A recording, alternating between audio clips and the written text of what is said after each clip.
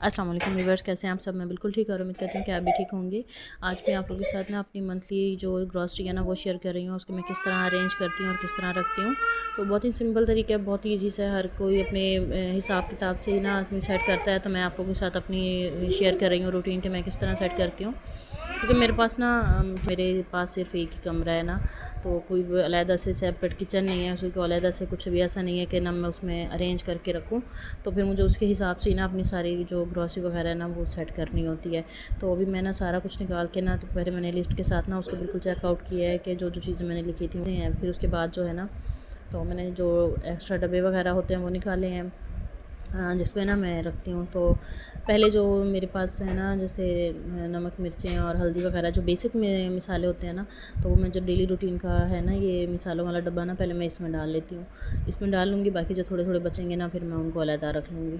तो वो भी ना जिस डब्बे में मैंने जो जो चीज़ें डालनी थी ना मैंने अभी वो सारी डाल दिया है। जैसे गरम मसाला वगैरह है और हल्दी है और नमक है, कुटी हुई मिर्च है, सुरख मिर्च है ना, ये सब कुछ मैंने पहले ना इसको मैंने डाल दिया। तो सबसे पहले मैंने ना सूखा धनिया पाउडर डाला है, क्योंकि सूखा धनिया पाउडर के बगैर ना मुझे सालन वगैरह जो कुछ भी होता है ना मुझे अच्छा नहीं लगता जब तक उसमें सूखा धनिया पाउडर ना डाला हो।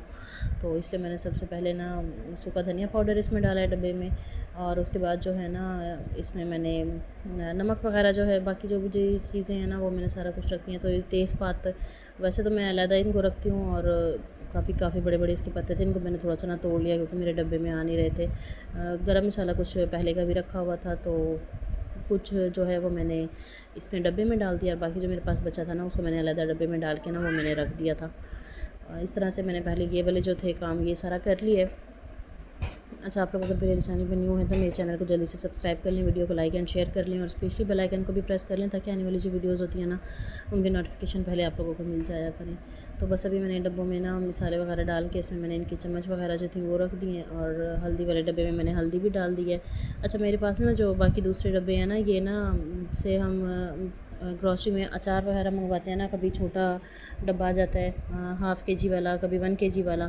तो वो डब्बे जो होते हैं ना उनको मैं फिर धो के रख लेती हूँ, या फिर ऐसे किसी और चीज़ का डब्बा हो गया, जैसे बच्चों के दूध वगैरह का हो गया या जैम वगैरह का हो गया ना, तो इस तरह के डब्बे सारे जो है ना वो मैंने धो के रखे हुए हैं।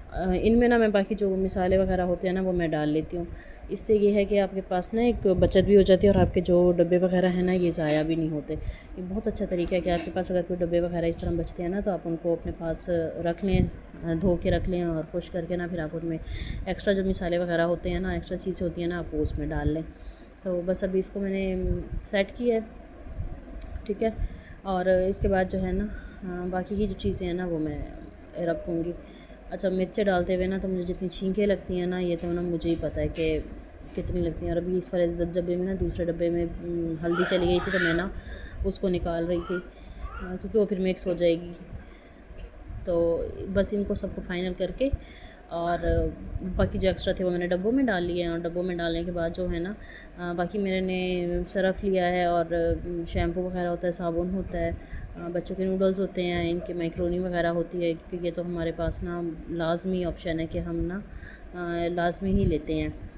ये इनकी मैक्रोनी वगैरह है, और ये देखिए मसाले ना मैंने थोड़े थोड़े से इसमें डाल लिए हैं, और बाकी जो है ना उनको मैं अलग रखूँगी।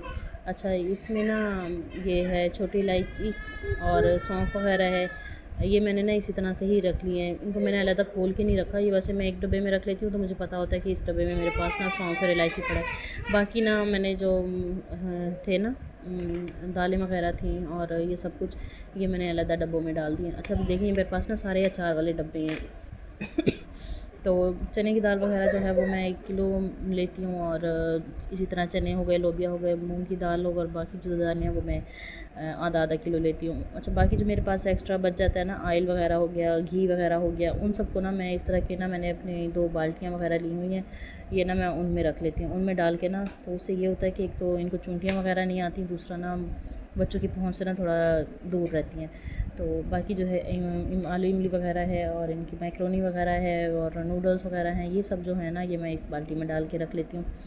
اور اس کو پھر میں ٹھکانے لگا دوں گی، تو یہ نہ تو سامنے پڑی ہوگی اور بری بھی نہیں لگے گی۔ ظاہر سی بات ہے اگر میرے پاس ایک ہی روم ہے اور اس میں اس طرح کی چیزیں بھی سامنے سجا کے رکھوں گی تو وہ اچھی نہیں لگیں گی، اس لیے میں ان کو الگ سے رکھتی ہوں۔ انشاءاللہ جب میں آپ لوگوں کے ساتھ اپنا ایک روم کا ٹور شیئر کروں گی نا، تو میں آپ لوگوں کے ساتھ تب شیئر کروں گی کہ میں نے اپنی ارینجمنٹ ایک کمرے میں ہی سب کچھ میں نے کس طرح سیٹ کیا ہوا ہے۔ باقی جو بس تھے وہ میں نے اس طرح ایک دراز خالی کیا ہوا ہے، ڈبے جو تھے وہ میں نے سارے اس میں سیٹ کر کے رکھ دیے ہیں، اور باقی ایکسٹرا سامان جو تھا وہ میں نے اس بالٹیوں میں رکھ دیا تھا، اور اس طرح سے میں نے اپنی گراسری ارینج کی تھی۔ آپ کو کیسی لگی مجھے کمنٹ میں ضرور بتائیے گا۔ انشاءاللہ آپ لوگوں سے ملوں گی اگلی ویڈیو میں، تب تک کے لیے اللہ حافظ۔